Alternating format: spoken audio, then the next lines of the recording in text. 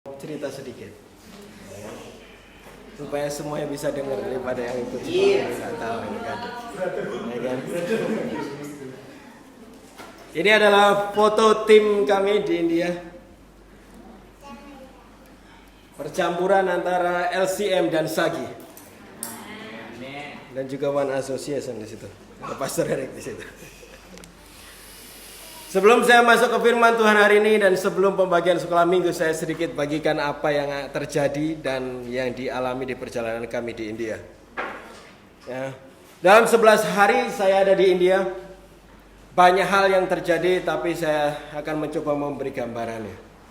Ya, untuk teman-teman hari ini, detailnya mungkin akan lebih banyak pada waktu-waktu fellowship kita kalau teman-teman mau tanya. If you have the bahasa, it's all in that English too. So, tim ini yang baju merah itu Pastor Judah, sebelahnya Pastor Wade, yang di tengah kalian tahu. Ada Gabe di samping kiri, dan Pastor Eric di sebelah kanan. Ini foto pertama breakfast kami sebagai tim. Ya, yang tim Amerika sampai di India 5 jam lebih dulu dari saya. Jadi mereka menyebut saya kembali di bandara waktu itu. Dan ini adalah rooftop dari rumah Pastor Anan atau juga Pastor Raja. Ini adalah tempat berdoa Pastor Raja. Hampir setiap rumah di India pakai rooftop kayak gini. Jadi hampir nggak ada atap mereka. Jadi tapi dia Pastor Raja pakai rooftop ini untuk berdoa baik di pagi maupun sore sampai malam. Kadang dia sampai tidur di situ. Dan terus di hari-hari awal untuk supaya kami tahu sedikit sekitar di situ dan juga melawan jet lag yang ada, kita sedikit eksplor perkampungan di sekitar rumah dari Pastor Anan. Ya. Hari berikutnya kami melakukan perjalanan ke kota namanya Papanazam. Perjalanan kurang lebih 12 jam ke arah selatan, ya, ke arah selatan India. Ya, dan setiap perjalanan akan disuguhi pemandangan sapi jelas. Ini di tol loh, sapinya di tengah-tengah nyantai gitu ya. Dan banyak hal lain. Dan banyak di mana-mana sapi itu. Ya, ya di Papanazam diadakan ibadah khusus untuk para pendeta. Ini salah satu gereja yang kita adakan untuk di situ. Ini ada ibu-ibu India. Jelas kelihatan kan itu India. Tulisan gerejanya kayak gitu. Itu pertama kali saya datang ke satu tempat yang saya pahpoh, nah orang Jawa bilang. Gak bisa baca hurufnya, gak tahu bahasanya gitu ya. Benar-benar ngerti. Ya. Dan ini seluruh pendeta di situ. Kurang lebih ada 50-an pendeta beserta istrinya pada waktu itu. Mereka menyembah Tuhan dengan segenap hati mereka, ya, dan juga mereka ada bersama-sama. Dan kami waktu itu berkhotbah bergantian dalam satu tim karena kita membawa salah satu tema kita adalah kita bekerja dalam tim. Dan sehingga dalam khotbah kami semua khotbah dalam satu kesatuan, tapi kita berbagi dalam 5 bagian. Kayak biasa di sini berdua, bertiga kayak gitu. Ya, karena kita percaya tim itu apa yang Tuhan rindukan. Mati.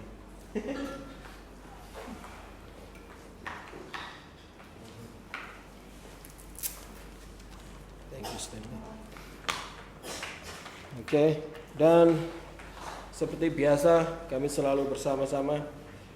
Dan ini pertama kalinya saya juga nggak tahu apa yang harus saya lakukan karena saya nggak tahu lagu yang dinyanyiin, bahasanya beda gitu ya. Pertama kali duduk di ibadah langsung apa ini gitu. Dan saya merasakan benar-benar yang mungkin banyak tim yang mereka rasakan waktu mereka bersama kita di sini gitu. Nggak tahu apa dan harus gimana gitu. Ya. Kami berkhotbah dan semuanya terlibat. Ya, tadi foto Gabe. yang tadi. Terus kami juga memberikan baju Natal untuk seluruh pendeta yang ada. Ya, para pendeta, salah satu yang identik untuk pendeta atau orang Kristen di India adalah mereka memakai baju putih. Itu. Ya, kalau yang Hindu identik dengan semua bentuk apapun yang di jidatnya itu. Nah, kalau Kristen mereka pakai baju putih, sehingga kita bagiin baju putih baru yang cemerlang baru untuk mereka semua pendeta-pendeta yang ada. Gitu. Ini salah satu foto untuk menunjukkan gimana kami makan di India. Ya, hampir semua tempat agak buram tapi hampir semua tempat makan yang kami kunjungi selalu memakai daun, bahkan kadang restoran besar pun pakai daun pisang untuk alasnya, karena mereka rasa daun pisang lebih bersih daripada kertas. Ya, karena perbandingan mereka sama kertas koran sih. Jadi ya.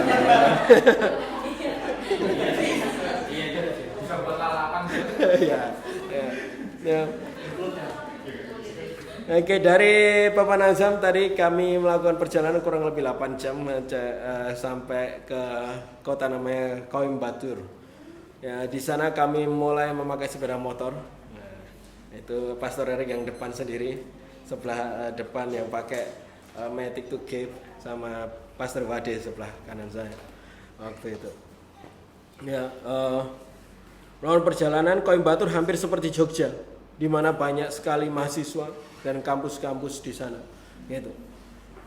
Dari Coimbatore kami naik ke daerah pegunungan dengan jarak tempuh kurang lebih 3-4 jam, namanya Konur. Ya, Konur. Gimana bacanya? Konur ya. Itu pokoknya. Nah, ini adalah daerah Konur, tetapi masuk ke dalam sana ada desa disebut Yanapalam atau lembah gajah. Habitat asli gajah liar di lembah situ. Gitu. Saya nggak sempat ketemu gajah sih, karena gajahnya masih liar, jadi bahaya. Mereka benci manusia, beda sama kalau kita lihat di zoo atau mana gitu ya. Nah, ini jadi lembah itu di dalam sana itu masih jauh sekali. Jadi dari atas ini sampai bawah itu kurang lebih 2 jam. Jadi saking jauhnya, memang jauh sekali di dalamnya. Nah, motor tidak bisa sampai terlalu dekat, jadi kita sambung dengan jalan kaki ke daerah itu. Rumahnya namanya rumahnya Pastor Joshua.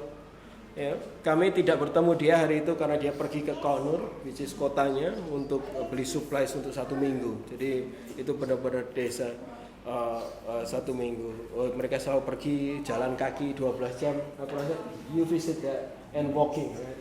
Jadi kalau jalan kaki sampai 12 jam turun ke bawah. Pak Brand walking, motor. Jalan kakinya dikit aja. Jadi ada increasing, kan selalu ada increasing untuk next generation ya kan. Amen. Perjalanan sebelumnya mereka harus jalan yaitu sampai 12 jam. Ada waktu-waktu tim lalu bahkan sampai kayak Pastor Matt gitu kram sepadan, nggak bisa karena 12 jam turun, 12 jam naik. Dan itu yang dilakukan Pastor Yosua untuk dia dapat supply dan balik lagi. Kayak gitu. Jadi itu kehidupannya.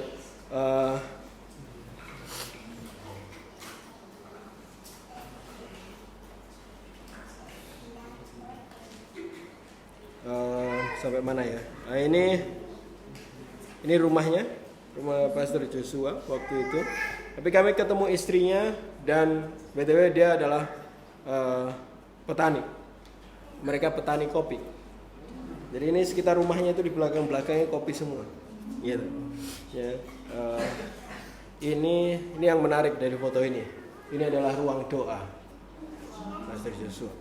Jadi begitu kamu masuk itu cuma kayak kandang gitu, tapi dia ada foto, ada gambar Alkitab, ada gitu. Jadi di tengah-tengah tempat yang kamu bahkan nggak pernah bayangkan ada orang berlutut berdoa untuk Yesus, kepada Yesus dan untuk bangsa itu. Kami juga berdoa untuk istrinya ada di situ. Saya nggak dapat fotonya. Untuk kita berdoa sebelum kita pulang dari situ, ya. Dan juga hari berikutnya, tapi seperti biasa di dalam beberapa perjalanan kadang kita ketemu orang, kita ngobrol sama orang itu, kita doakan dalam jeda-jeda perjalanan itu. Jadi kayak tadi 12 jam, 8 jam itu enggak sama sekali enggak ketemu orang.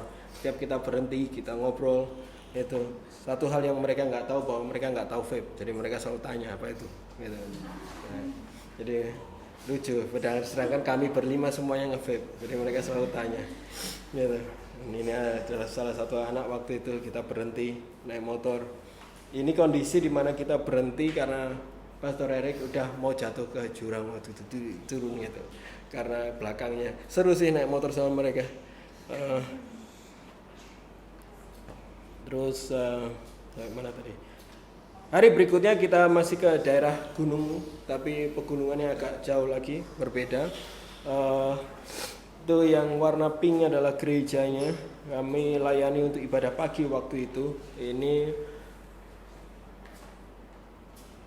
digembalai sama, ini daerah Manjur namanya. Ya, Manjur. Ya kan langsung gitu kan. Ya, salah satu gereja ini digembalai sama Pastor Stephen Murga namanya. Kami melayani ibadah pagi di sana. Ya, ini ibadahnya. Dan di sini adalah ini ada keluarga baru yang mereka convert to from Hindu. Ya, doakan bahwa mereka minta berdoa untuk bagaimana kondisi keuangan mereka, karena mereka memulai hidup dari nol. Begitu mereka jadi Hindu, mereka kayak hilang semuanya juga. Jadi namanya Anan, suaminya, istrinya Priya, ya, Priya tapi istri.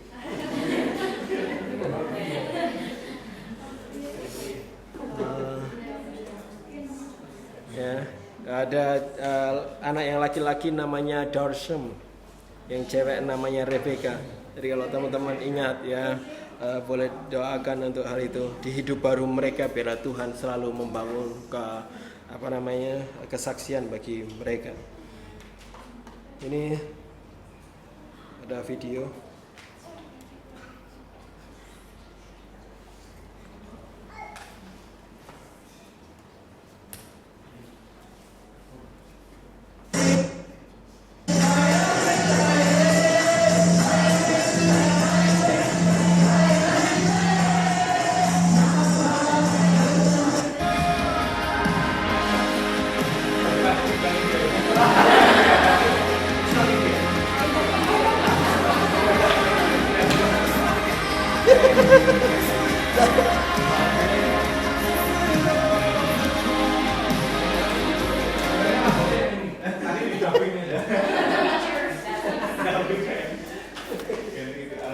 Itu gambaran dari worship yang mereka lakukan. Saya ulangi lagi.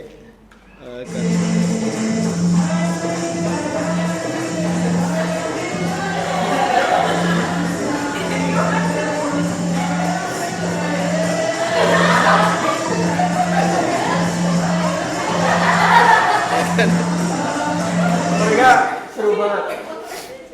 Tapi yang menarik adalah mereka cuma pakai ketipung dan nadanya itu adalah nada yang nyanyi. Di tempat ini saya merasakan kuat sekali hadirat Tuhan, walaupun nyanyiannya hanya kayak gitu. Itu artinya bahwa hadirat Tuhan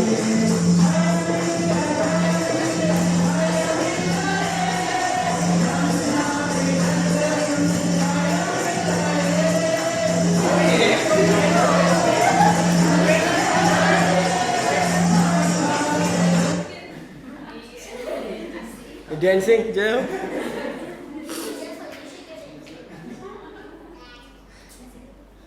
Oke. Bentar, kenapa enggak mau?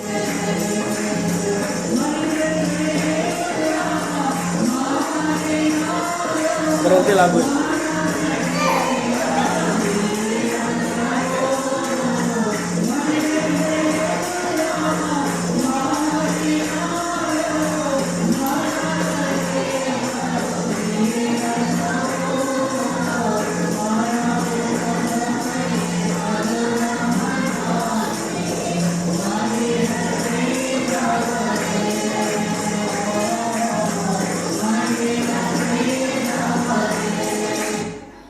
Jadi itu model lagu pujian penyembahan mereka. Yang seru adalah gimana pun bentuknya Tuhan hadir. Apapun alat musiknya Tuhan hadir. Ada beberapa video yang lain nanti kalau teman-teman mau lihat di mana mereka berlutut, mereka angkat tangan. Di situ saya dapat beberapa perkataan dari Tuhan, walaupun mereka nyanyi dengan cara mereka. Karena Tuhan kita Tuhan bagi segala bangsa, gitu, dan segala bahasa. Gitu. Jadi sampai mana tadi ya?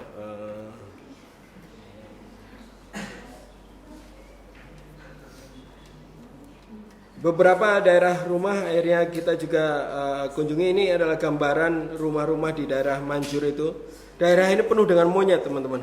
Kalau di sini kayak ayam di mana-mana, monyet di mana-mana, gitu. Jadi monyet sama manusia hidup bersama-sama. Mereka keakraban kayak kepompong.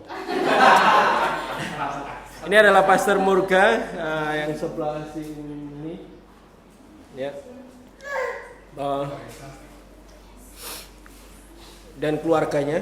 Jadi ada anak yang kedua, anak pertama itu udah punya anak istrinya di sebelah sini. Kita kenal lah Pastor Alan ya, dan di sana. Oke. Setelah itu kita juga mengunjungi beberapa rumah yang ada yang baru mengenal Tuhan, ada yang sedang proses mengenal Tuhan. Jadi kita kunjungi, mereka selalu ada bersama ke jemaat, dan ini apa yang dilayani oleh Pastor Murga tadi. Dia ini ada ibu-ibu, kita lewati beberapa perkampungan di atas itu. Jadi lihat kalau teman-teman banyak kabut, banyak, karena memang ini tinggi dan dingin gitu. Jadi memang dia selalu seperti itu. Itu kuilnya di mana banyak dewa di situ. Kita coba lewati ya. Kita berdoa untuk beberapa rumah gitu. Perjalanan kembali ke Cenai, terus ini bentuk desanya karena begitu di pegunungan ya selalu begitu, tidak ada terlihat gunung yang lain karena kita di atas. Ini cukup dingin sih, karena lembab juga, lebih dingin dari Kaliurang. Terus perjalanan kembali ke Cenai dari Konur, terus Koimbatur, terus Cenai, total 13 jam waktu itu. Setelah sampai Cenai kita tidak banyak hal, tetapi kita lebih kepada persiapan yang baik dilakukan Pastor Anan sendiri untuk hari peringatan Pastor Raja, sehingga kami dan tim biasa menghabiskan waktu untuk mempersiapkan dan belajar beberapa pengajaran karena ada 2 pelayanan berikutnya yang harus kami lakukan setelah ini gitu. Jadi ini adalah fellowship pendeta-pendeta yang dilayani oleh Pastor Anan.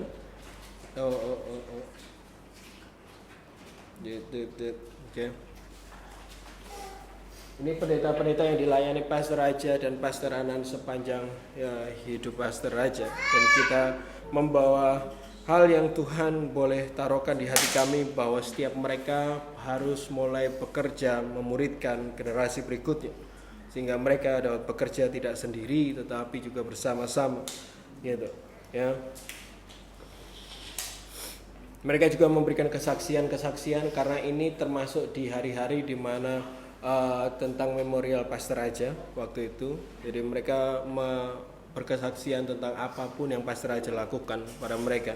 Dan kami juga berkhotbah bersama-sama juga di waktu itu. Kita tidak khotbah sendiri-sendiri, kita selalu bersama-sama dalam firman Tuhan itu. Nah, Pastor Raja dimakamkan di samping gedung gereja. Ini itu gerejanya. Ini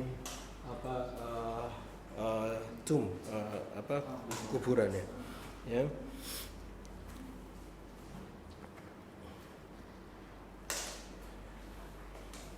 Jadi kita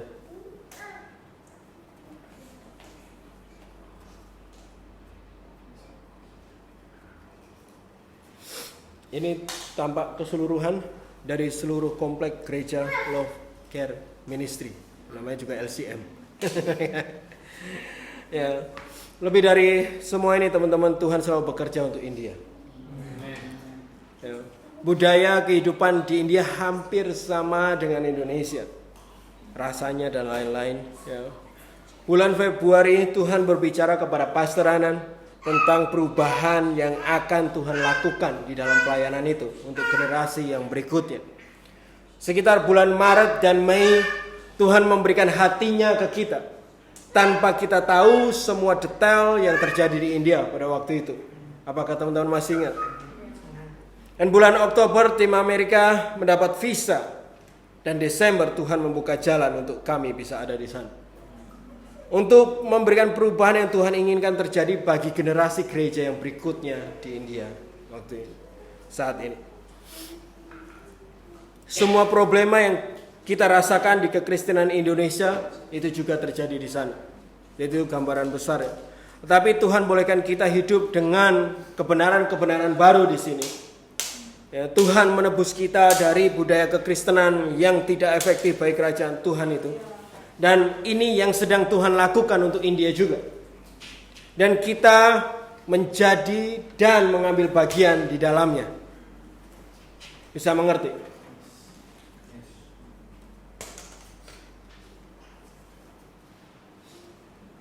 Apa yang perlu kita mengerti?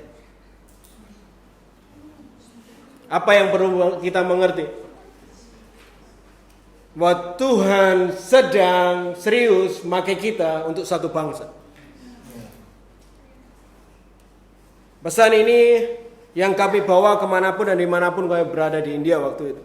Di mana kami percaya Tuhan melakukan apa yang Dia mau lakukan untuk India, seperti bagaimana Tuhan bekerja di dalam kita di sini di Indonesia.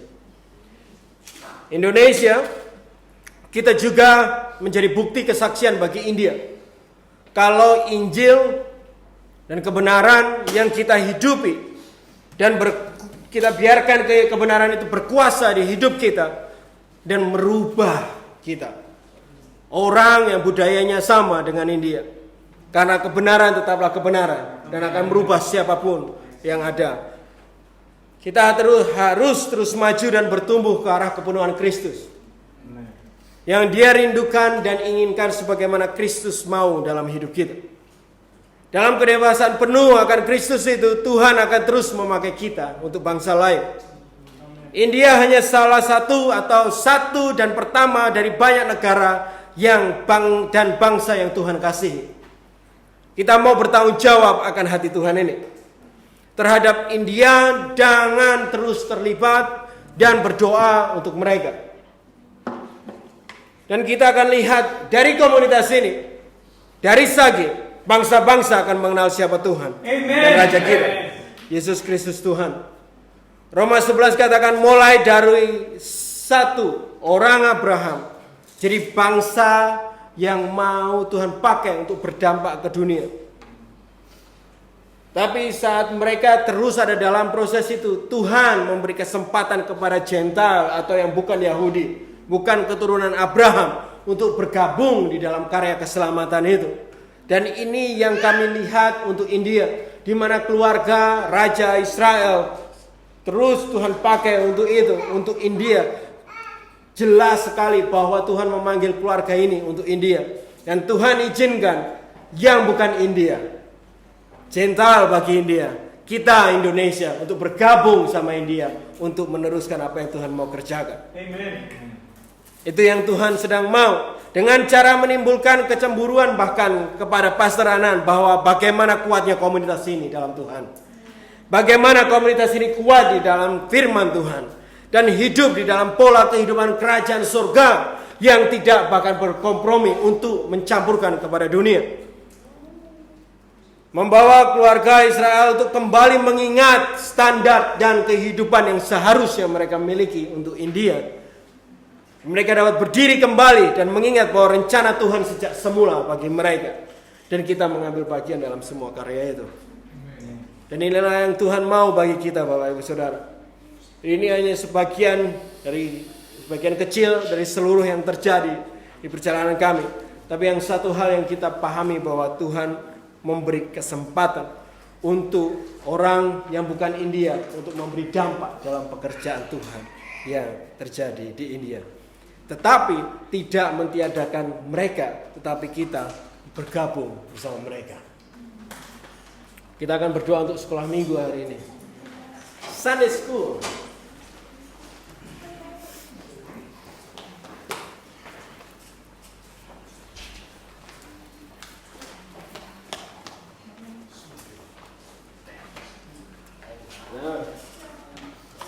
Syama. Shine. Sama ibunya boleh.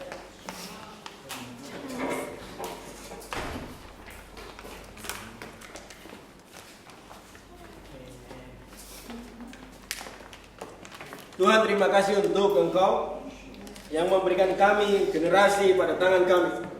Biarlah mereka menjadi anak panah di tangan pahlawan, di mana kami sebagai pahlawan itu yang membentuk mereka di dalam kebenaran dan bentuk yang daripadamu dan serupa akan Engkau, untuk kami boleh juga melihat mereka akan menjadi anak panahmu dalam peperanganmu untuk memenangkan peperangan bagi kemuliaan.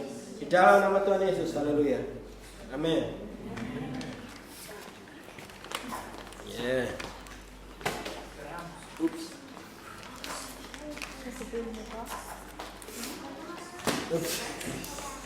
Tidak ada satupun yang kurang dari saya dalam seluruh perjalanannya. Yang kurang hanyalah faith-nya. Karena di perjalanan keluar dari India semua vape kami diambil kecuali vape-nya Pastor Judah waktu itu. Tapi saya rasa itu kerja Tuhan untuk kami upgrade.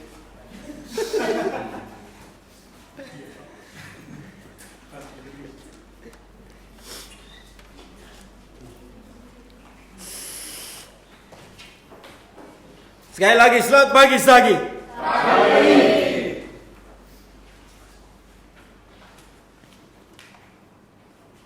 Minggu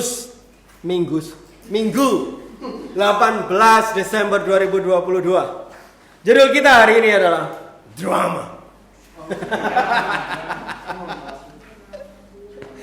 Yeah. Judul kita hari ini adalah drama. Haleluya. Ngomong kanan kirinya drama.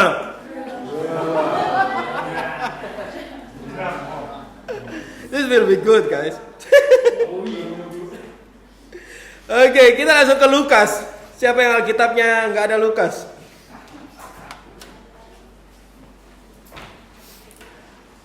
Lukas 8 yang udah dapat katakan amin. Masih buka.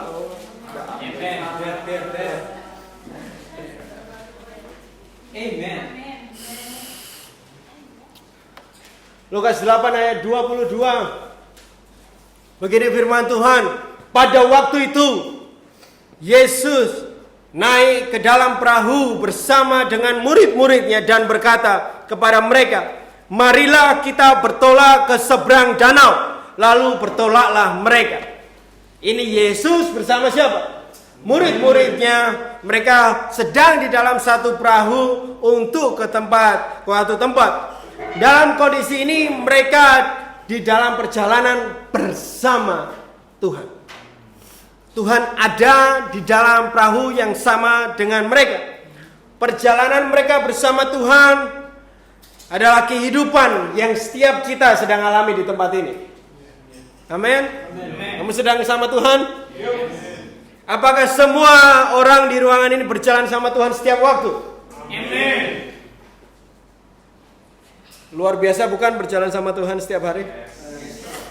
Tetapi dalam perjalanan bersama Tuhan, kadang ada sesuatu yang terjadi. Ayat 23.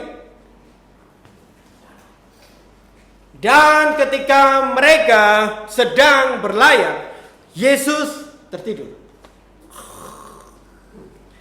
Sekonyong-konyong turunlah taufan ke danau, sehingga perahu itu kemasukan air, dan mereka berada dalam bahaya. Dalam perjalanan mereka bersama Yesus di perahu yang sama. Bahkan kadang orang Kristen sebutnya bahtera keluarga. Nyebutnya harus ada Yesus di bahtera keluargamu, ya kan? Ya, Yesus sama mereka pada waktu itu. Ada badai di dalam perjalanan mereka. Tadinya perahu itu jalan dengan tenang, nyaman, haleluya, pujihu, terima kasih Tuhan, ya kan? Bahtera keluarga jalan oke. Tetapi tiba-tiba angin besar datang dan menghancurkan ketenangan yang ada, menghancurkan kenyamanan yang ada, menghancurkan kebiasaan yang ada, bahkan keteraturan mungkin yang dirasakan. Angin badai itu menghancurkan kenyamanan perjalanan mereka.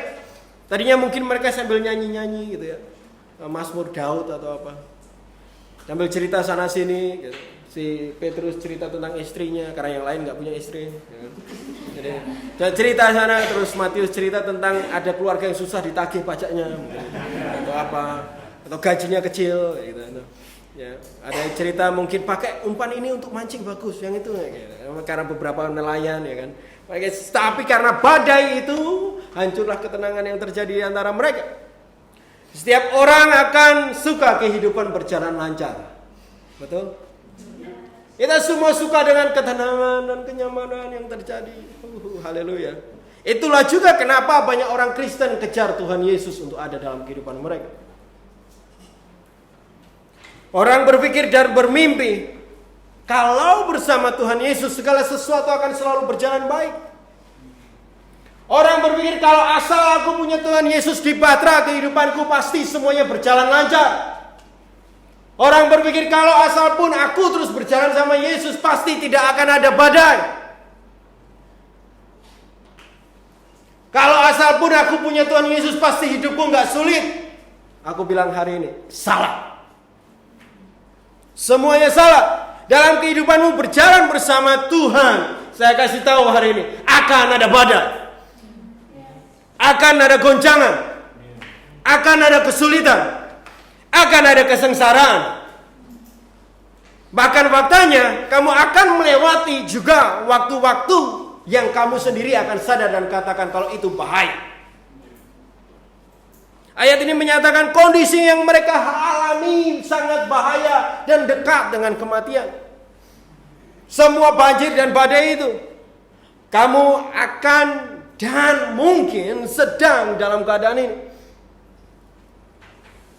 Yes, ya, kamu berjalan dengan Tuhan. Tetapi ada badai yang sedang menerjang hidup. Badai itu bahkan membuat kondisimu dekat dengan kematian dan kesengsaraan hari-hari ini.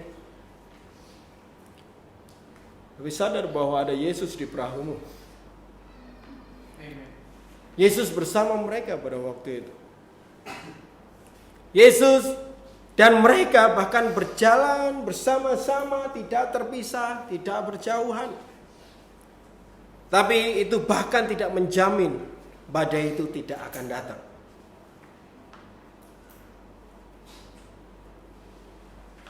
Ayat 24.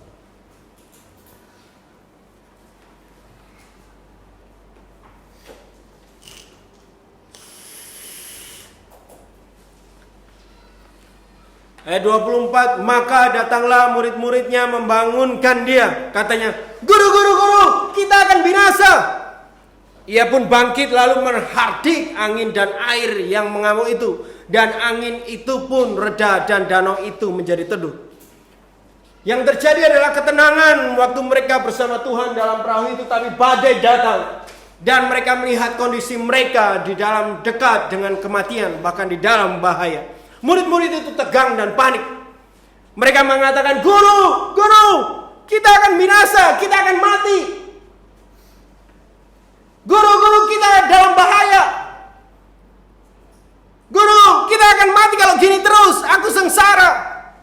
Kadang ada juga yang bilang, Pak Bren, ini gimana, ini sulit. Pak Giri, tolongin dong, aku udah mau mati. Kalau gini terus aku bisa gak makan Pak Giri.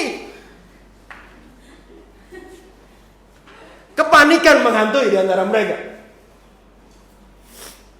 Drama terjadi dan semakin menjadi-jadi. Ada amin di sini. Amin. Badai dapat terjadi dalam bentuk apapun, bahkan dalam bentuk tantangan keuangan. Kadang kita sering menghitung segala sesuatu, memang baik untuk dapat menghitung sesuatu. Tetapi saat menghitung keuangan sebulan dan dilihat kurang untuk bulan ini, sudah dapat melihat badai yang akan datang. Tapi badai pun belum datang. Kitanya udah panik. Pak Giri gimana?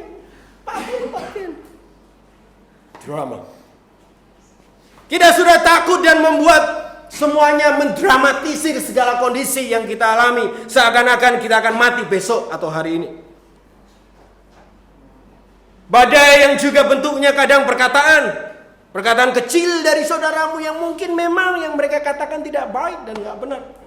Tapi begitu perkataan itu masuk di telingamu, ada suatu respon yang keluar yang membuat semuanya seakan-akan terjadi untuk menghancurkan hubungan antara engkau dan dia yang Tuhan sudah bangun sampai hari ini. Badai masih banyak bentuknya. Amin. Dari masalah keuangan sampai masalah keluarga, dari masalah perkuliahan sampai masalah pernikahan. Pahami bahwa badai apapun itu, saat kita meresponi badai dengan sesuatu yang tidak benar, akan menolong, tidak akan menolong dalam bentuk apapun.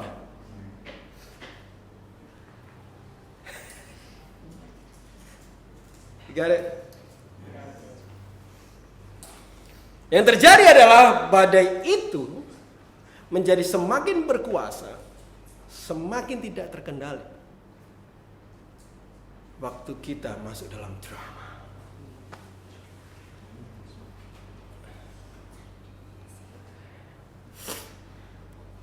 Catat baik-baik, saat badai semakin berkuasa, semakin keruhnya suasana ini. Inilah yang sering kita sebut sebagai drama.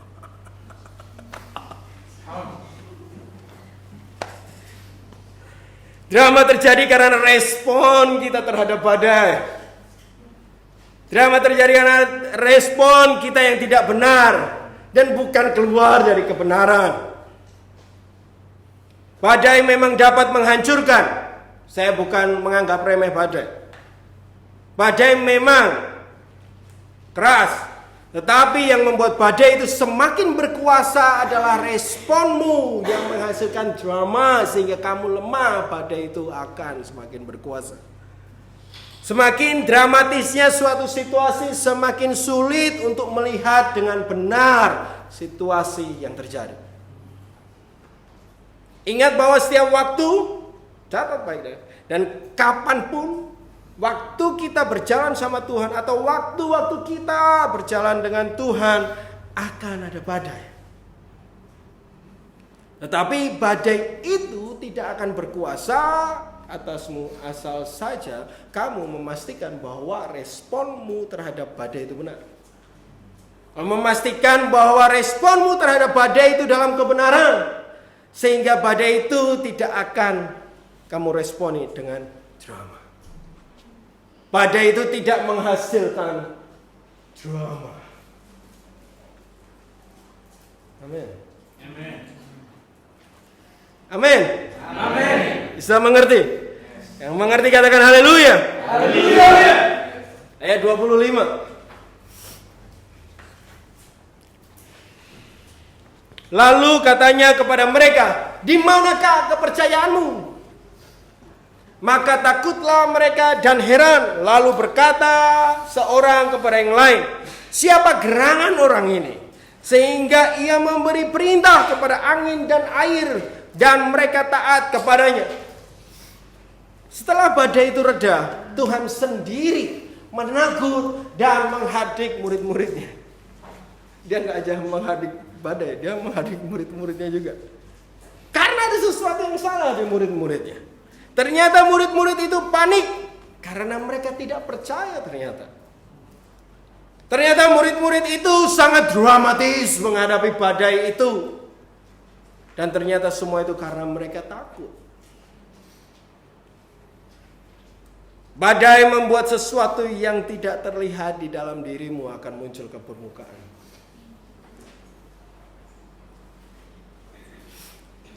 Apakah badai dapat menghancurkan? Ya. Tetapi yang terjadi adalah saat badai di dalam cerita ini melanda, disitulah dapat terlihat apa yang ada di dalam murid-murid. Saat tidak ada badai, semua terlihat percaya, tidak takut. Yeah, we dangerous to enemy. Yeah. Waktu badai itu datang, Pak Kiri, Pak Bren.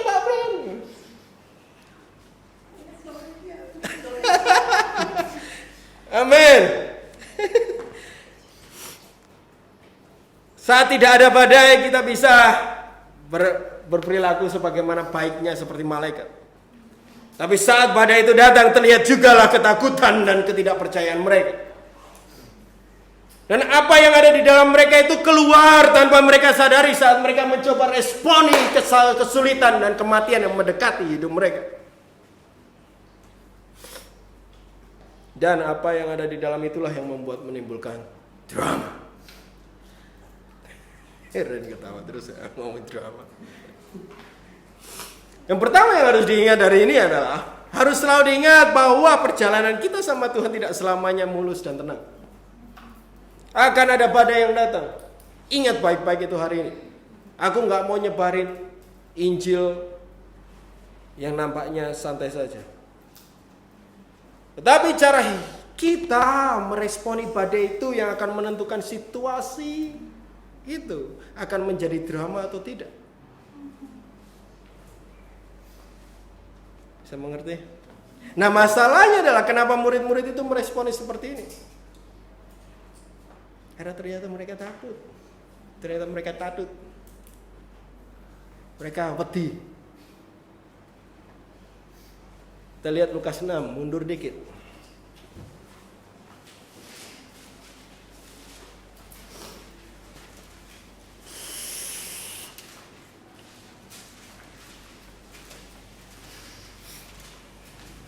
Tenang teman-teman, ini masih permulaan.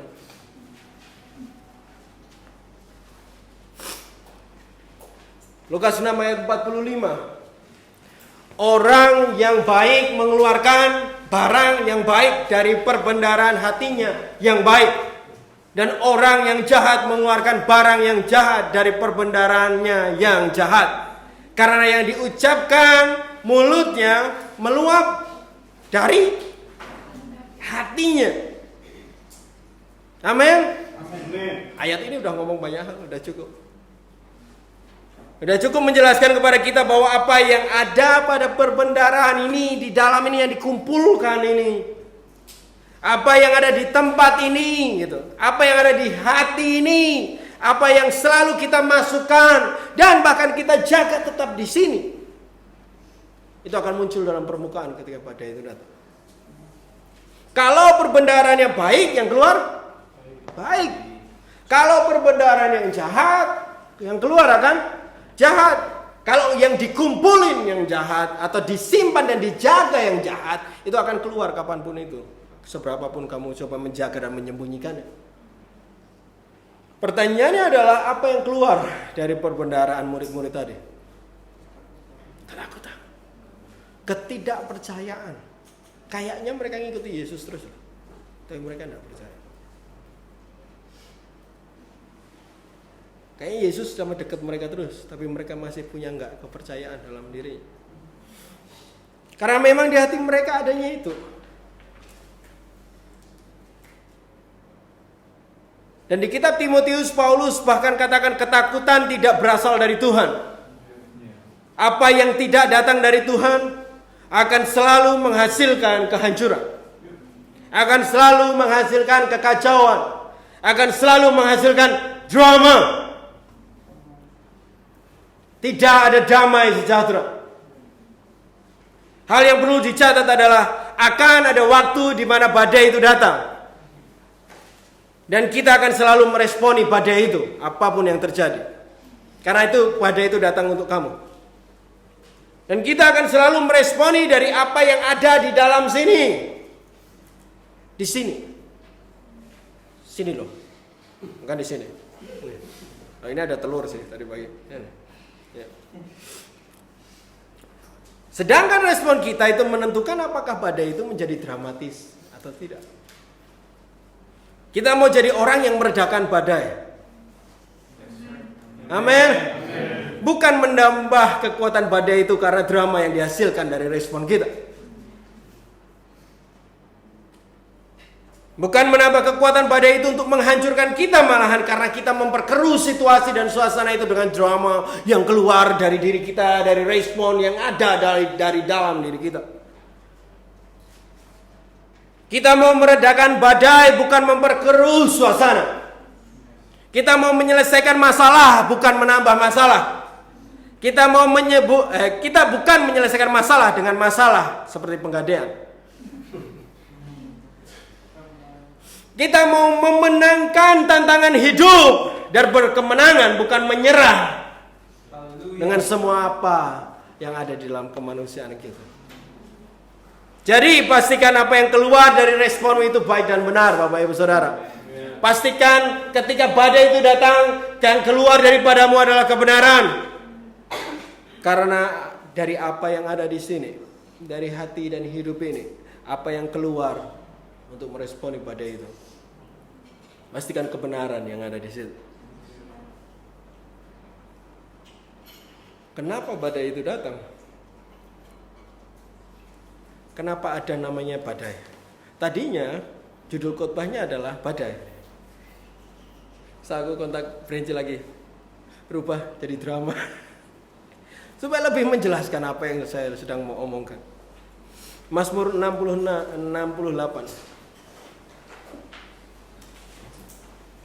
Saya mulai dari ayat 7, ada beberapa terjemahan ayat 8. Yang mengerti sampai garis ini katakan amin. Amin.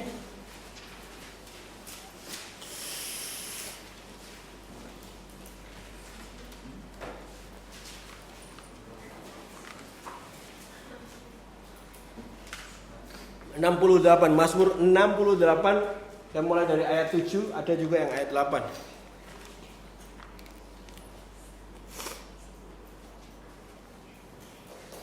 Ya Tuhan, ketika Engkau maju berperang di depan umat-Mu, ketika Engkau melangkah di padang belantara, Selah, bergoncanglah bumi, bahkan langit mencurahkan hujan di hadapan Tuhan, Sinai bergoncanglah di hadapan Tuhan, Tuhan Israel. Hujan yang melimpah Engkau siramkan, ya Tuhan. Engkau memulihkan tanah milik-Mu yang gersang, sehingga kawanan hewan-Mu menetap di sana, dan kebaikan-Mu Engkau memenuhi kebutuhan orang-orang yang tertindas, ya Tuhan. Kenapa Tuhan adakan badai? Kenapa Tuhan biarkan badai itu ada dan kita alami walaupun kita sudah dan sedang hidup bersama Tuhan? Ayat 8 atau 9 dikatakan, bergoncanglah bumi, bahkan langit mencurahkan hujan di hadapan Tuhan. Sinai bergoyang di hadapan Tuhan Israel. Hujan yang melimpah Engkau siramkan juga di ayat berikutnya. Dikatakan di situ juga bahwa Engkau untuk memulihkan tanah milik-Mu yang gersang. Adakah tanah Tuhan di sini? Adakah tanah Tuhan di sini? Tuhan menggoncangkan, Tuhan menghujani bumi dengan lebat, ada badai itu, dan dicurahkannya kepada tanahnya, kepada umatnya, untuk memulihkan keadaan tanahnya yang gersang, untuk memulihkan keadaan umatnya yang kering, untuk memulihkan keadaan umatnya yang gersang tadi. Tantangan dan badai membuat kamu bangun kembali. Dan peka kembali. Hidup kembali. Perlu ada tantangan untuk menghidupkan kita kembali. Amin. Ya. Perlu ada badai untuk memperlihatkan keadaan kita. Siapa kita sebenarnya? Perlu ada badai. Ada pemulihan di setiap badai yang diizinkan Tuhan untuk hadir di dalam kehidupan kita. Amen. Ayat 10 dan 11, dalam kebaikan-Mu. Amin. Ini karena Tuhan baik. Dalam kebaikan-Mu Engkau memenuhi kebutuhan orang yang tertindas. Dalam bahasa lainnya, orang yang sengsara, yang udah gak hidup lagi. Kenapa badai itu ada? Untuk memenuhi kebutuhan umatnya. Kau berpikir, enggak, aku masih butuh kok Tuhan, masih belum bisa bayar ini itu, makan belum enak. Cara Dia memenuhi apa yang kita butuhkan adalah dengan memberikan badai. Haleluya. Karena kamu butuh hidup. Amin. Karena yang kamu butuhkan hidup, kamu gersang, makanya Tuhan kasih badai supaya kamu hidup lagi. That's a good word. Memberikan hujan yang melebihi dari yang biasanya. Memberikan goncangan yang lebih dari biasanya. Untuk membangkitkan jiwa yang gersang dan jiwa yang kering. Thank you, my lovely wife. Amen. You know, you will be blessed when you have good, godly wife. Amen. Mana tadi? Dia taruh badai untuk membangunkan jiwa yang lemah dan letih lesu itu. Untuk membangkitkan hidupmu. Karena Tuhan nggak mau cuma bersamamu aja. Tapi kamu gersang dan kering. Mati dan bahkan nggak bergerak. Dan tidak ada pertumbuhan dalam hidup. Tapi Dia mau kamu hidup. Dan bersama Dia. Makanya Dia biarkan badai itu datang ke hidupmu hari ini. Ada yang lagi di badai hari ini? Amen. Akan terlihat gimana kamu meresponinya. Akan terlihat bagaimana dan apa yang akan terjadi. Tapi sehingga ada pengalaman baru bersama Tuhan di sini. Ada sesuatu yang dialami bersama Dia lagi. Ada hal-hal baru yang kamu dapat ambil dan menjadi kesaksian tentang siapa Dia di dalam hidupmu. Sehingga membangunkan imanmu lagi. Ada kehidupan baru lagi. Ada pertumbuhan baru lagi. Inilah kenapa badai itu ada. Kenapa ada kesulitan? Ada. Paulus ngomong ini di Roma 5. Bahwa kesengsaraan itu menimbulkan ketekunan. Dan ketekunan menimbulkan tahan uji. Dan tahan uji menimbulkan pengharapan. Bahwa badai itu menimbulkan ketekunan. Dan ketekunan itu menimbulkan tahan uji, tahan badai. Dan tahan badai itu menimbulkan pengharapan yang baru. Kehidupan yang baru. Gersang menjadi hidup. Orang yang memiliki pengharapan akan selalu hidup. Katakan amin. Amen. Badai menjaga kamu terus hidup. Amin. Badai menjaga kamu terus hidup. Amen. Jadi kalau kamu sedang mengalami atau melewati badai akhir-akhir ini Bapak Ibu Saudara, dan kamu bertanya kenapa? Why? Jangan diterusin lagunya enggak. Jawabannya adalah karena kamu sedang butuh badai. Kenapa ada kesulitan ini? Kamu lagi butuh sulit. Kenapa kamu kurang? Karena kamu lagi butuh kekurangan. Supaya kamu hidup. Kenapa kamu sengsara? Karena kamu butuh sengsara untuk kamu bangun. Dan peka.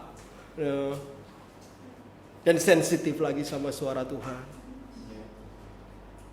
Rindu Tuhan lagi. Dia mau hubungan yang berapi-api bersama Dia. Nggak cuma Kristen aja, tapi mau orang-orang yang hidup di bahteranya Dia. Tuhan yang hidup itu mau berjalan bersamamu di dalam keadaan kamu hidup. Sehingga Dia taruh badai. Jadi ini yang bisa kamu lihat dari badai itu Bapak Ibu Saudara. Ada hal yang menarik lainnya bahwa kenapa Tuhan taruh badai di Keluaran 14.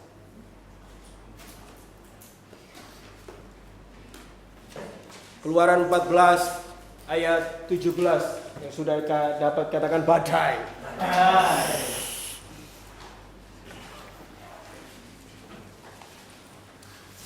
Kalau kamu paham ini, kamu akan menangani badai tanpa drama. Dan akan no drama.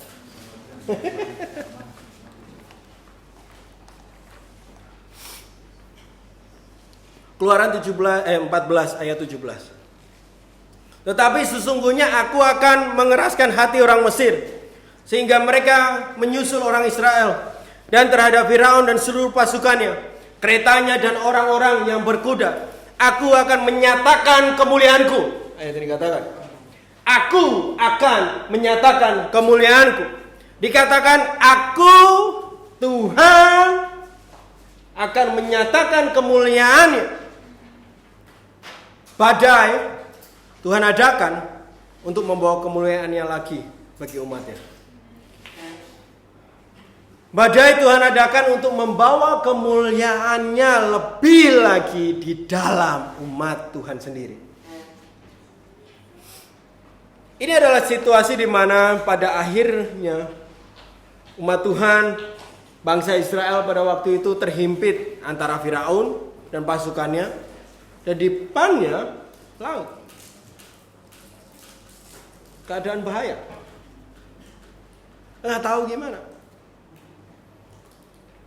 Sulitan, terhimpit. Mereka dalam keadaan terhimpit, tercekik dan panik. Mereka semua panik dan mulai berkata kepada Musa, apakah hanya ini, karena ini kau membuat kami mati di sini di padang gurun, dan ini kami kelaparan. Sekarang kami melihat kematian di depan, kematian di belakang. Drama terjadi. Responnya dramatis banget. Dramatis sekali. Tetapi Tuhan punya cara tersendiri untuk mendatangkan kemuliaannya melalui hidup mereka. Tuhan punya cara sendiri untuk datangkan kemuliaan melalui hidupmu. Kadang kita terparadigma kalau kemuliaan itu adalah kekayaan. Kemuliaan adalah enggak sulit dan selalu punya uang. Kemuliaan adalah punya barang yang bagus dan selalu up to date. Kita terpenjara dengan kemuliaan adalah ketika kamu bisa melayani ke sana-sana. Ya, terpenjara dalam pikiran kita kalau kemuliaan adalah ketika kamu bisa seluruh jadi pengkhotbah yang luar biasa. Tuhan punya cara sendiri untuk membangun kemuliaannya dalam hidupmu dan melalui hidupmu. Tetapi Tuhan selalu melihat kayak gitu. Kita yang gak melihat kayak gitu. Lihat apa yang dilakukan Tuhan ayat 21. Di pasal yang sama. Lalu Musa mengulurkan tangannya ke atas laut. Dan semalam-malaman itu Tuhan menguakkan atau membuat air itu, air laut itu, dengan perantara angin timur yang keras. Catat baik-baik itu, detail di situ. Angin timur yang keras, badai itu, membuat laut itu menjadi kering. Maka terbelahlah air itu. Dan ada angin timur yang keras, Bapak Ibu Saudara. Ada badai yang keras itu bertiup untuk membelah laut bagi umat Tuhan. Badai Tuhan pakai untuk membawa keselamatan bagi umat Israel. Sejak semula, sebelum bahkan badai itu datang, Tuhan sudah merencanakan bahwa Dia akan mendatangkan kemuliaannya melalui situasi itu.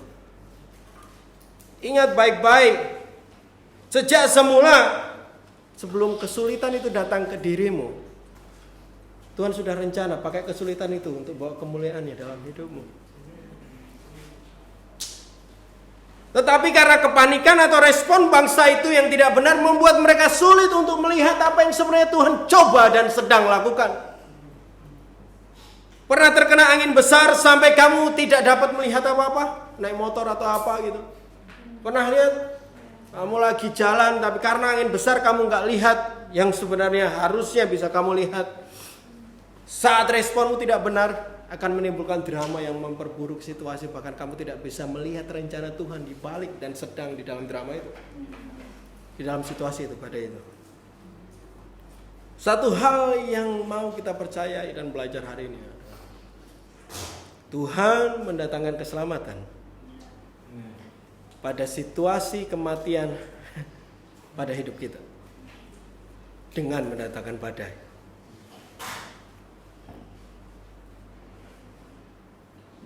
Tuhan mendatangkan badai dalam situasi yang bahkan di dalam keputusasaan kita untuk menyelamatkan kita. Dan dari situasi badai itu juga Tuhan mendatangkan kemuliaan bagi dia. Enggak hanya keselamatan bagi umatnya, tapi juga kemuliaan bagi dia. Sehingga dia akan lakukan dengan caranya, supaya bukan dengan caramu. Karena kemuliaannya nggak datang dari kita dan bukan untuk kita. tapi untuk Tuhan. Tuhan baik, amin. Yesaya 28 ayat 12. Dan mungkin Gea bisa baca Yesaya 28 12. Petro bisa baca Yesaya 30 15. Yesaya 28 ayat 12. Dia yang telah berfirman kepada mereka, inilah tempat perhentian. Berilah perhentian kepada orang yang lelah. Inilah tempat peristirahatan. Tetapi mereka tidak mau mendengarkan. 30 12 15. Sebab beginilah firman Tuhan yang Maha Kudus, Tuhan Israel, dengan bertobat dan tinggal diam, kamu akan diselamatkan. Dalam tinggal tenang dan percaya terletak kekuatan, tetapi kamu enggan. Sesuatu atau situasi yang menyulitkan kita untuk melihat badai dan meredakan badai itu dengan benar dan dengan baik adalah situasi di mana kita tidak mendengar kebenaran itu sendiri. Di ayat ini dikatakan, tetapi mereka tidak mau mendengarkan. Di Yesaya 28:12 tadi. Di Yesaya 30:15 juga dikatakan bahwa tetapi mereka enggan, mereka enggak mau. Ada kebenaran Tuhan yang sudah diperdengarkan, tapi mereka enggak mau. Mereka enggak mau dengar. Ingat bahwa Roh Kudus akan selalu membawa dan mengajar kita tentang kebenaran. Amin. Tetapi situasi badai itu, di dalam badai itu kita tidak mendengarkan Roh Kudus kadang. Tuhan udah ngomong tapi kita nggak dengerin, sehingga drama terjadi karena kita nggak dengerin Roh Kudus. Kita tidak mendengarkan kebenaran yang ada di dalam kita yang Roh Kudus sedang bangkitkan. Kita lebih mendengar respon ketidakbenaran yang di dalam kita itu. Kenapa ini terjadi? Keluaran 14, balik lagi, tapi ke ayat 13.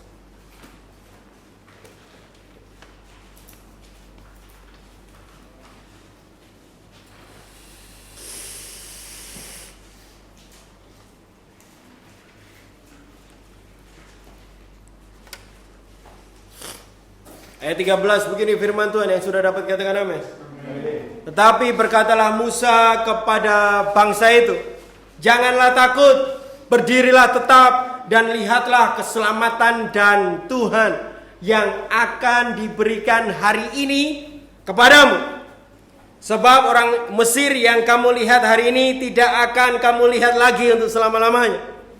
Tuhan akan berperang untuk kamu dan kamu diam aja.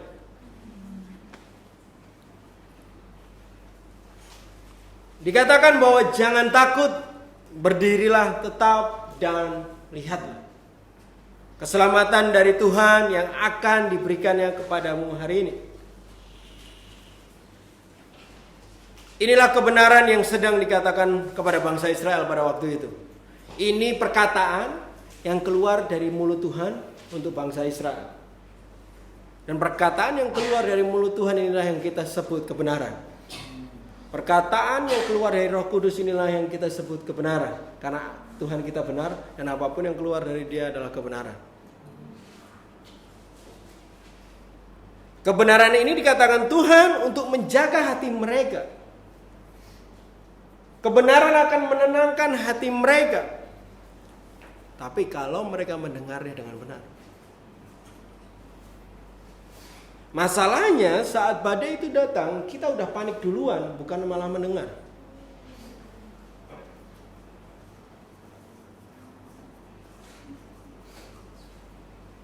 Waktu badai itu datang, kita udah berdrama ria duluan.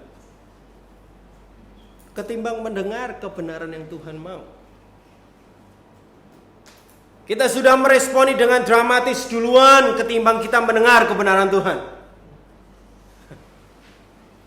Ingat bahwa cara kita meresponi badai akan memberi kuasa badai itu untuk mengalahkan kita. Kalau kita tidak hati-hati, kita meresponi dengan hati manusia, kita tidak meresponi dengan hati yang mendengar akan kebenaran, kamu akan dikalahkan sama badai. Badai akan berubah menjadi banjir yang besar dan akan menenggelamkan dirimu di dalamnya. Kamu akan seakan-akan tidak bisa keluar dari masalah itu. Kamu seakan-akan tidak bisa keluar dari badai itu dan kesulitan itu. Karena kamu sedang terjun ke dalamnya. Dan kamu memberi badai itu kuasa lebih dalam karena respon. Tantangan dan masalah akan terlihat mustahil untuk kamu hadapi. Karena kamu sedang tenggelam di dalamnya. Kamu tenggelam di masalahmu sendiri. Dengar kebenaran Tuhan. Apa yang Tuhan katakan, percayai itu. Lihatlah dengan iman kalau keselamatan Tuhan telah datang dan akan datang. Lihatlah dengan iman kalau keselamatan Tuhan akan ada bagimu. Dengan apa yang sebenarnya sedang terjadi yang Tuhan mau lakukan itu perlu kita dengar. Dari kebenaran itu akan muncul kekuatan dan harapan baru. Karena kita melihatnya dengan kebenaran. Nah, kenapa kita mengalami gangguan kedengaran itu? Gangguan pendengaran ini. Mazmur 46.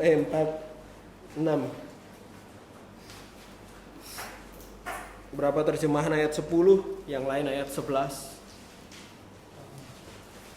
Karena kita udah pakai banyak terjemahan ya. Ini jadi kadang saya harus buat dua-duanya. Ada yang 10, ada yang 11 ya. Mazmur 46.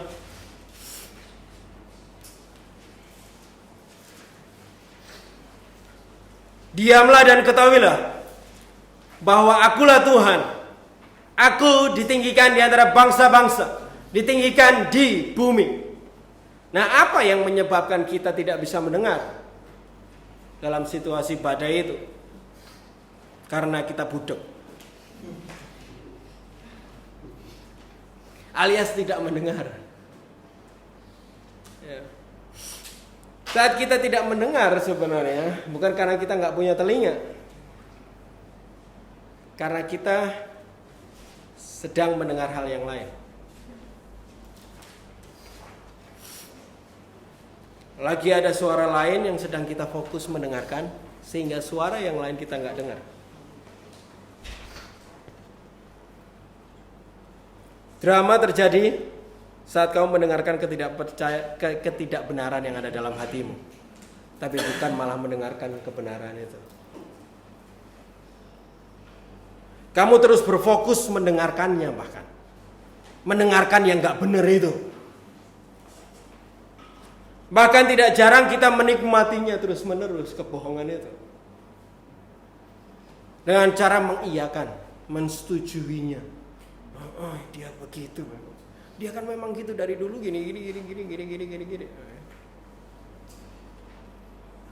Kita menyetujui suara ketidakbenaran itu dan kita bahkan tidak mendengarkan apa yang benar. Karena telinga kita sedang kita fokuskan mendengar yang enggak benar. Kalau kamu mendengar yang itu, kamu tidak akan pernah mendengar yang benar. Kalau kamu terus berfokus mendengar apa yang tidak benar, kamu tidak akan pernah mendengar apa yang benar. Padahal saya percaya kebenaran ada di dalam hatimu, Bapak Ibu Saudara. Setiap hari kalian mengisinya. Setiap hari kalian mendengar Tuhan. Setiap hari kalian ada bersama Tuhan. Ada kebenaran di dalam hatimu. Ada kebenaran dalam pikiranmu. Tapi masalahnya saat badai itu datang, kita condongkan telinga kita kepada hal yang gak benar ketimbang kebenaran. Sehingga apa yang keluar yang gak benar dan drama terjadi. Mazmur ini katakan kepada kita, diamlah, akulah Tuhan, lebih tinggi dari bangsa-bangsa. Akulah Tuhan yang lebih tinggi dari apapun di bumi ini. Kata diam di sini bahasa aslinya adalah rapa atau bacanya rauba. Artinya diam. Artinya diam. Diam tapi di dalam. Kamu mendiamkan apa yang di dalam sini. Mendiamkan hati mendiamkan pikiran kita. Saya orangnya pemikir. Jadi kalau saya diam bukan berarti saya berhenti melakukan sesuatu. Lebih sering pikiran ini terus kerja dan berpikir ya, atau memikirkan sesuatu. Firman Tuhan ini keluar waktu saya perjalanan antara Cernai ke Papanasem 12 jam ini. Ya duduk diam tapi pikirannya kemana-mana. Itu maksudnya yang harus diam. Kita diam di sini adalah untuk melihat dan menenangkan apa yang di dalam kita. Dan untuk memilih mendengar apa yang benar yang Tuhan katakan. Mendiamkan hatimu sendiri dan berfokus kepada apa yang Tuhan berikan kepada kita. Kebenaran dan benih firman Tuhan yang sudah ada di dalam diri kita. Mendiamkan pikiranmu dan membiarkan cara Tuhan untuk mendatangkan kemuliaan bagi Dia di dalam dan melalui hidupmu. Harus mendiamkan dan berhenti berfokus mendengarkan hal yang tidak benar itu. Dan berubah untuk berfokus mendengar hal yang benar. Harus mendiamkan dagingmu untuk mendengar roh. Kebenaran akan mendatangkan pengharapan. Amin. Tetapi hati manusia mendatangkan kehancuran dan drama.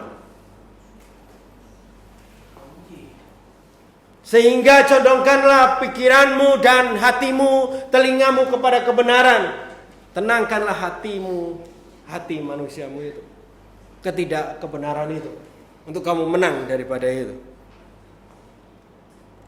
Mazmur 116 ayat 7. Siapa yang mau terus mendengar firman Tuhan? Mendengar kebenaran waktu badai itu. Penulis Mazmur memberi kita tips.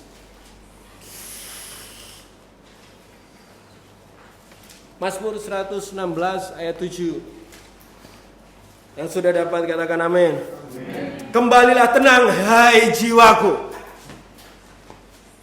Dia bilang kembalilah tenang hai jiwaku.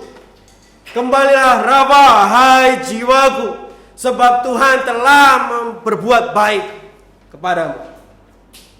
Penulis Mazmur pun memberi kesaksian kepada kita bahwa dia mau menenangkan jiwanya. Dalam keadaan terhimpit jiwanya akan berkecamuk. Kita akan selalu seperti itu. Tapi pahami, harus diamkan. Karena dia tahu bahwa Tuhan baik untuk hidupnya. Diamkan hatimu, diamkan jiwamu. Karena kamu tahu, kamu sadar bahwa Tuhan baik. Cara kamu menenangkan hatimu dan pikiranmu, cara untuk menenangkan apa yang ada di dalam sini Bapak Ibu Saudara, adalah dengan mulai memperkatakan apa yang benar tentang Tuhan dan tentang situasi yang sedang kamu alami. Penulis Mazmur ini katakan Tuhan baik kepadamu. Tetapi itu dalam keadaan terhimpit. Waktu gak ada uang kamu bilang Tuhan baik. Digantikan dengan kebenaran.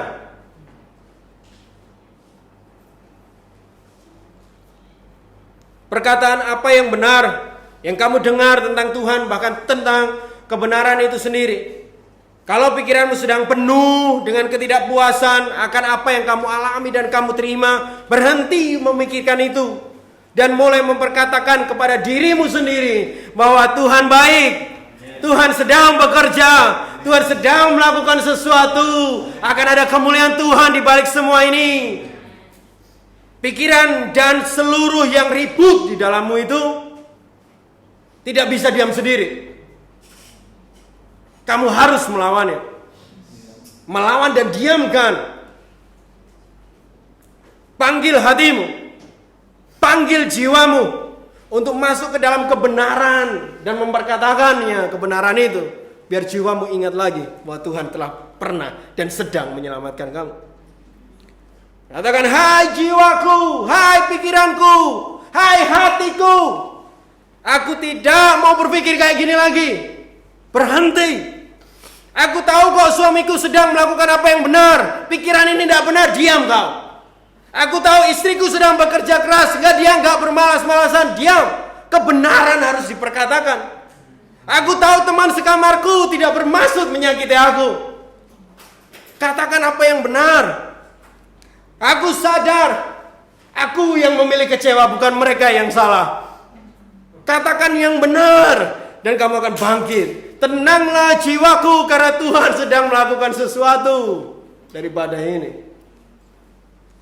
Dengan cara seperti ini, kita sedang meresponi badai dengan benar.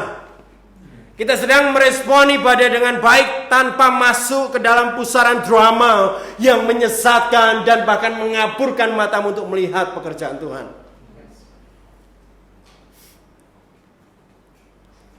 Kita mau Tuhan memperlihatkan kemuliaan-Nya melalui kita. Kita tidak boleh menyerah dengan apa yang kita rasakan.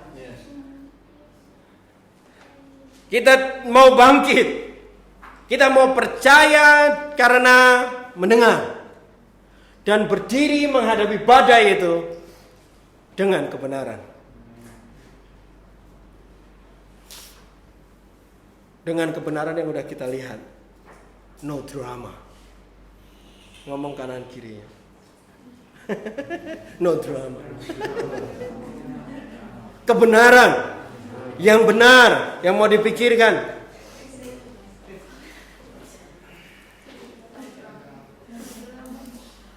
Semua dapat apa yang Tuhan sedang mau katakan hari ini.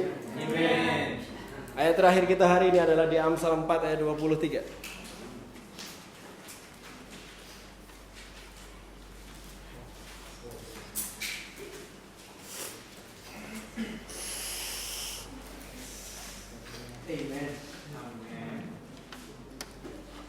Ayat ini pasti dibaca di Desember 4 kemarin, ya kan?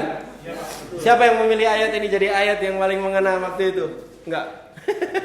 Ayat 23. Jagalah hatimu dalam segala kewaspadaan, karena dari situlah terpancar kehidupan. Harus jaga hati, jaga di dalam sini dengan penuh waspada. Waspada. Jangan beri kesempatan badai menghancurkanmu. Harus hati-hati, betul.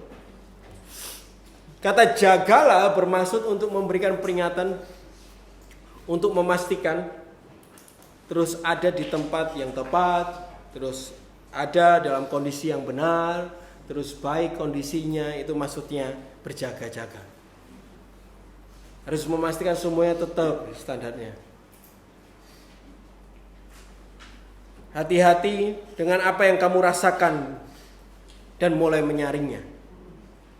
Melawan kalau apa yang kamu rasakan terhadap badai yang kamu temukan adalah sesuatu yang tidak benar tentang hal itu.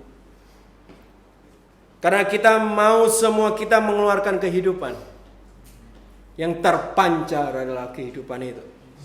Badai datang kita redakan tanpa drama. Amin. Kesulitan datang kita hadapi tanpa drama. Amen. Kesakitan kita alami dan lalui tanpa drama.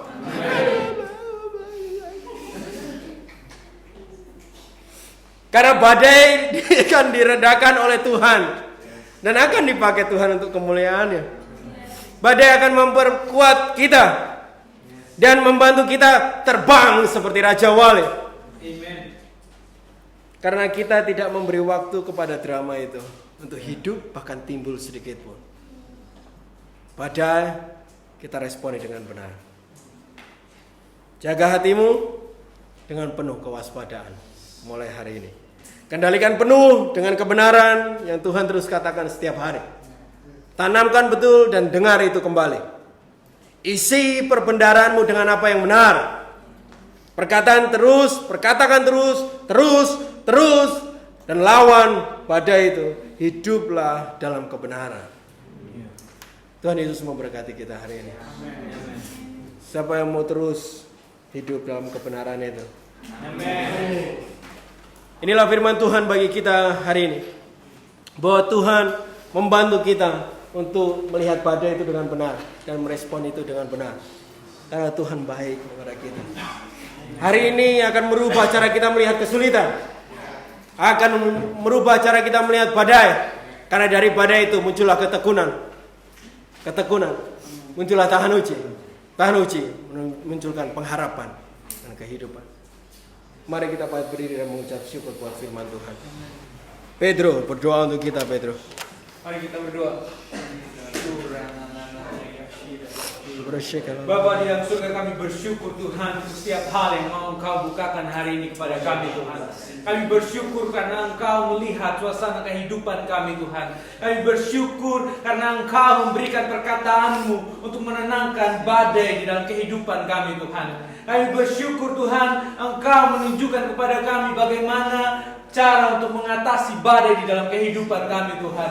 Bapa, jadikanlah kami umat-Mu yang bisa mengatasi badai di dalam kehidupan kami, yang bisa mengatasi setiap drama di dalam kehidupan kami. Bukan jadi orang yang terbawa oleh arus badai itu, tetapi kami akan menjadi umat-Mu yang mengatasi setiap badai di dalam kehidupan kami Tuhan. Bapa, terima kasih untuk pemulihan yang ingin Engkau bawa. Terima kasih untuk kepercayaan yang ingin Engkau bangun di dalam setiap masalah dan problem dalam kehidupan kami Tuhan. Terima kasih Bapa karena kerinduan-Mu kami bisa hidup di dalam kepercayaan di dalam Engkau Tuhan yang adalah Raja itu.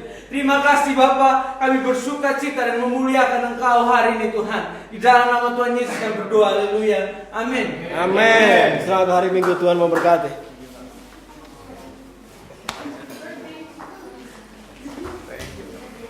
No, drama.